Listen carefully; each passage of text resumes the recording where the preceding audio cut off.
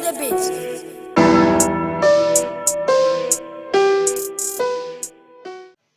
Mfana wangu mkadzi wangu aninetsa patena. Problem chache mfana. Kana kutumika atumika mfana. Kana kutuma mvura nze na mtira wiki. Wangu ndatomtuma pamunda munotenga dori. Kwakanotora kubawa ikoko. Kune maganvosta kambona. Unozera sei? Asoka mjikisere mfana wangu. Wasi ma-statement yako ndeye kujikisa muna. Kujikisa kupi. Tongogadzirisa nyika wega. Wangwiri. Ndakatopedza naye kudaranda. Nezuro chaiche. Ndakadzoka ndakagutisa zvimazondo zvazvo. Ndakariposhera ndakarisendekera mudendo. Gamba guru baba. Baba. Hari munhu mukuru arizoita mbona. Kwai akazokusendekera rake unoita sei mangwana.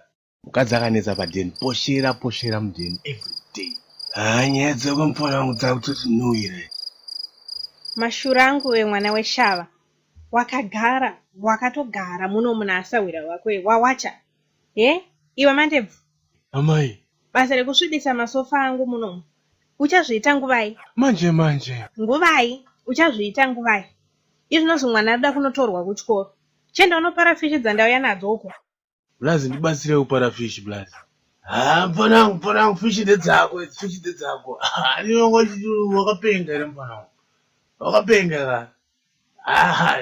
Hausi murume mfana wangu, hausi murume. Munhu wako yeye handidi kumuona pano futi. Basa rekufurirana. Bosi chakati anombonzi bosi ani kwe. Anonzi boss G. Handidi kumuona pano.